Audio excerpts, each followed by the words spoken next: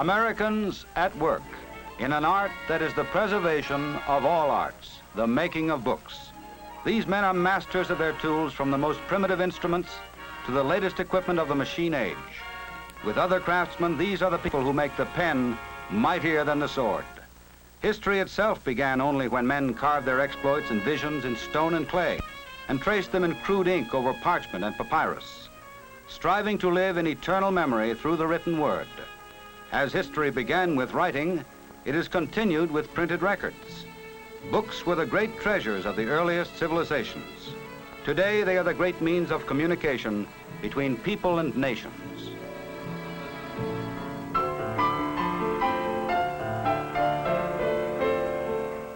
Even in the most modern bookbinderies, Americans pursue a craft steeped in the tradition of ancient guilds.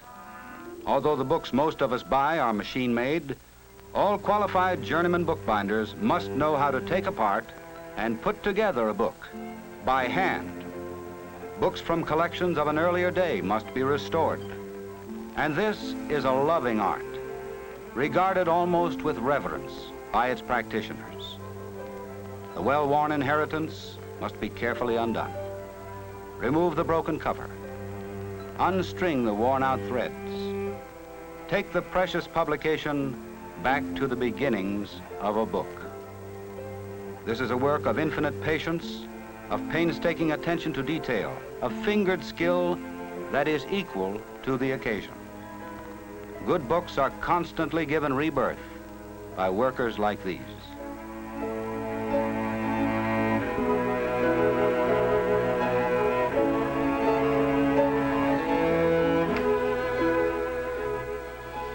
Put the pages back together again. Sew them again for another generation of life. Everything must be redone except for the printing. This must be kept as it was, for the typography may make the book a collector's item. This is a happy marrying of antique values with modern practicality. And these workers know that the wearing out of a book from rereading is a truer estimate of its worth than any review by a critic.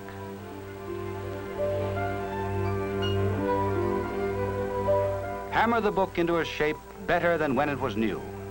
Make it last longer this time. No matter how easy it looks, there's a knack to this that must be learned, handed down, applied thoughtfully.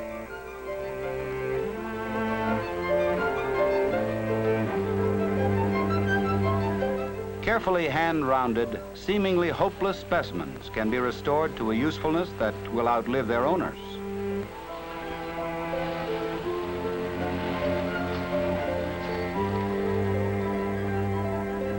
A bath is prepared for marbleizing the pages of the ancient book. Any one of a number of patterns may be created by spattering spots of color, deftly placing them, just so.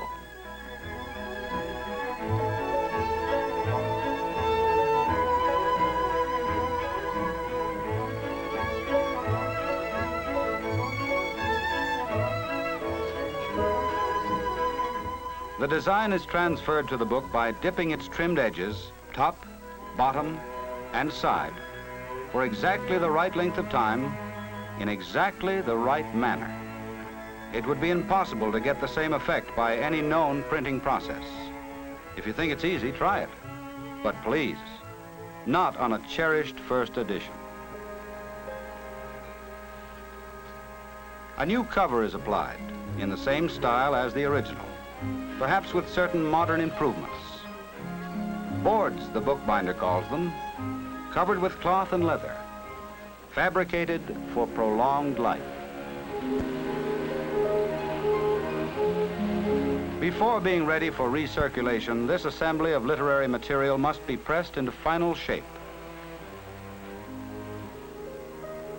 Then, the most fascinating part to the uninitiated, lettering the back. With nothing to guide him but his mind's eye and the skill of his fingertips, the artisan lays on the gold leaf.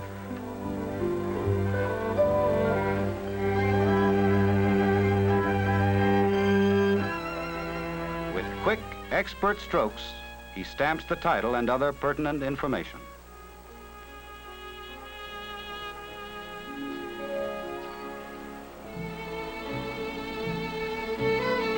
A masterpiece of the modern bookbinder's art, the restored volume is ready for the reader who would make the most of his literary inheritance.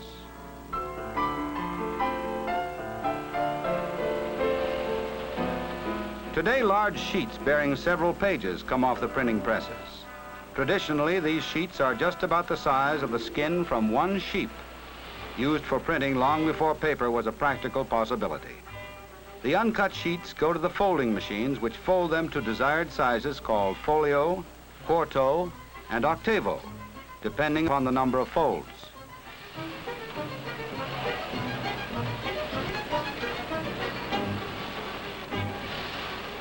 These machines can fold from 4 to 72 pages, as fast as you can turn a page. The folded sheet is called a signature.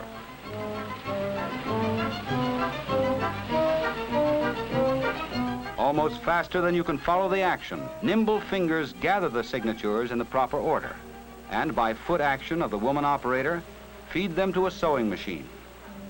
It is here, almost miraculously, that the various sections of the book are fastened together from back to front. These seamstresses of the printed word can make no mistakes, or the book will be entirely out of kilter.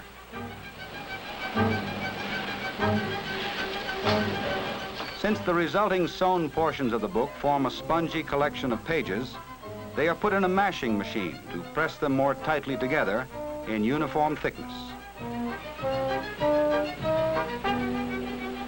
A trimming machine shaves the edges of the pages to give the clean, smooth look and feel that you know in the finished book. This tumble-type trimmer somewhat resembles the cold-cut slicer of your butcher. It is this process that makes it possible to thumb through a book to a wanted page, for that elusive fact or quotation that you need so badly at the moment.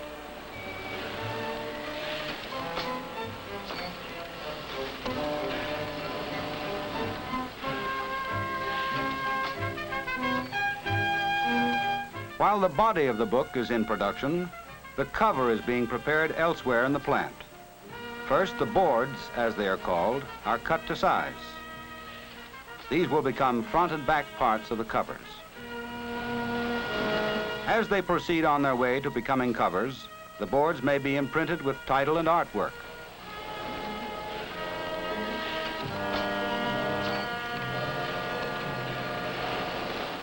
The operators of a stripping machine connect the two boards with a strip of cloth which will later become the back of the cover. Technically, what most of us call a book cover is referred to by the bookbinder as a case.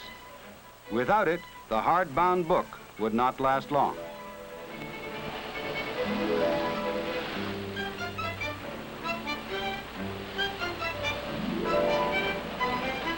Several more steps are necessary before the book is ready for its cover. A kind of merry-go-round has been devised by the practitioners of this trade to combine these steps and to supplement their manual ability. This machine does many of the things we saw earlier being done by hand. But while handicraft sets the standard of quality, these workers control expertly the machines needed today for modern mass production. At this stage, the back is rounded into its familiar shape, so you can conveniently turn the pages. It is lined and glued in readiness for the covers. It is here that the men who feed and tend this machine must feel most the truth of the biblical statement, of the making of many books, there is no end.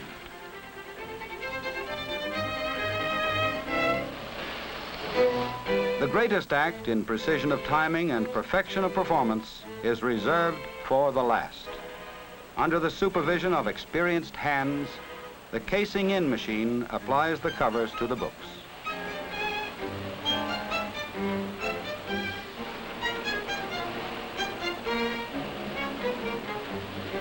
The watchful eye of the trained craftsman is especially needed at this point. Each book, with its cover, must satisfy inspectors that it will not fall apart in your hand. Now the total job must be given final shape. The complete assembly of pages and cover is put into a press, where it is kept until thoroughly dry. Then the book is ready for you.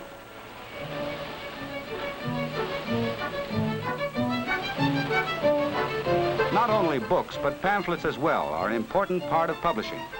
These women are gathering the pages in correct order and placing them on a fast-moving saddle for subsequent stitching or gluing.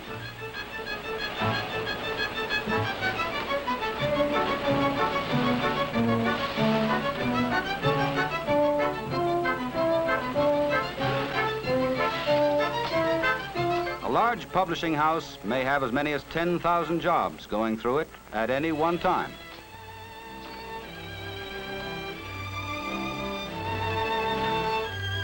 Making the ruled pages of notebooks and ledgers is a fascinating aspect of this trade. The paper ruler here has an arsenal of implements at his disposal.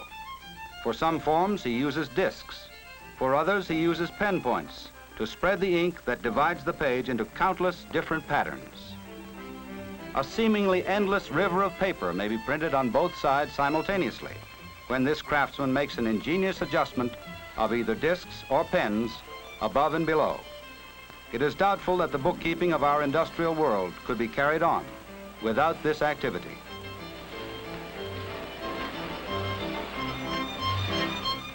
Did you ever wonder how a spiral notebook was made? No more complicated than this, if you have deft fingers and the right equipment. The wire bindings are attached almost faster than you can watch the action, sent on their way and locked into place at the end of a moving belt. And there you have another indispensable tool of the business world, the stenographer's pad. Modern accountancy is indeed dependent upon these forms and record books with their single, double, and triple lines needed to separate the innumerable items that must be entered in the spaces between.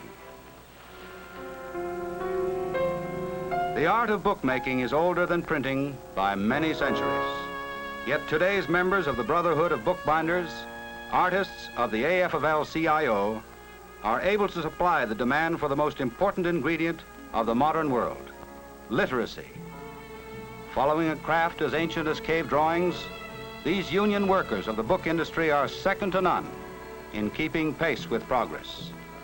The ingenuity which has been passed on to the folders, gatherers, sewers, trimmers, liners, and case makers in a proud profession is constantly at work for you to produce our greatest treasure, knowledge. Americans at Work, presented by the AFL-CIO. Next week, another interesting story of Americans at work. Americans whose skill and effort help keep our country great and strong.